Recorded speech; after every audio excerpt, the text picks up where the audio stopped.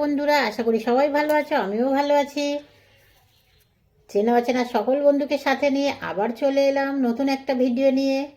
তোমরা দেখতে থাকো আর আমার সাথে থাকো, পাশে থাকো, তোমাদের সহযোগিতা আমি কামনা করি।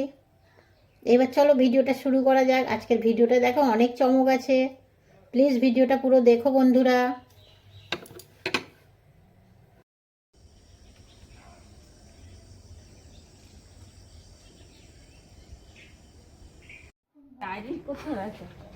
এদিকে দেখো বন্ধুরা, আমাদের হিয়া রানী ঘুম থেকে উঠে মুড অফ আছে, ব্রাশ করবে না।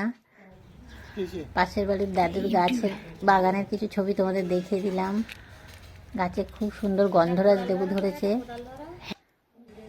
দেখো।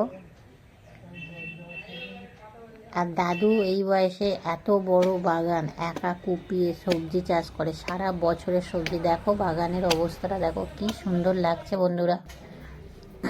এদিকে আমার ছাত্রী খুব মনোযোগ দিয়ে অঙ্ক করছে, ও কিন্তু ভিডিও করছে, ও জানেই না।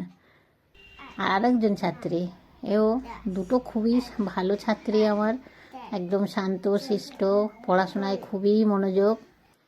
আমি যে ভিডিও করলাম দেখলোই না।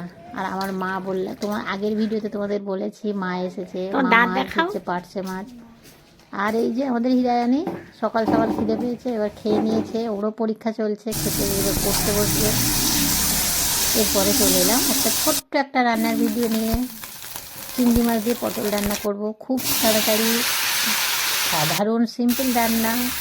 দেখো রান্নাটা কীভাবে করছি বন্ধুরা। চিংড়ি ভেজে কালো জিরে ফোড়ন একসাথেই দিয়ে দিয়েছি, চিংড়ি আমি তুলে রাখছি, তুমি তার মধ্যেই সবজি দিয়ে দিয়েছি। এবার হলুদ, জিরে গুঁড়ো, ধনে গুঁড়ো, সাথে অল্প একটু গুঁড়ো লঙ্কা দিয়ে জল দিয়ে মশলাগুলোকে একসাথে সব গুলিয়ে নেব। এবার এই মশলাটা সবজির মধ্যে দিয়ে খানিক সময় কষিয়ে নেবো, অল্প একটু কষিয়ে নেবো, নিয়ে বেশি সবজি কষাবো না, এই সবজিটা বেশি আমি ভাজাভাজি করব না। জল দিয়ে দিয়েছি, পরিমাণ মতো লবণ দিয়ে দিলাম, আর একটু টমেটো দিয়ে দিলাম। এবার ঢেকে দেবো, ঢেকে 10 মিনিট ফুটিয়ে একটু মাখা মাখা ঝোল করে নামিয়ে নিলে রেডি পটল চিংড়ি। খুব সাধারণ রান্না, অল্প মশলা দিয়ে খেতে খুব সুস্বাদু, হেলদি খাবার। রান্নাটা ভালো লাগলে করে একবার রান্নাটা করে খেয়ে দেখো। আর আমার ভিডিও ভালো লাগলে লাইক করো, সাথে থেকেও ফলো করো, সাবস্ক্রাইব করে দিও চ্যানেলটা প্লিজ বন্ধুরা।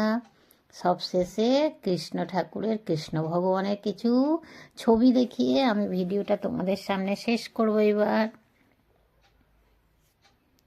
বাই বন্ধুরা।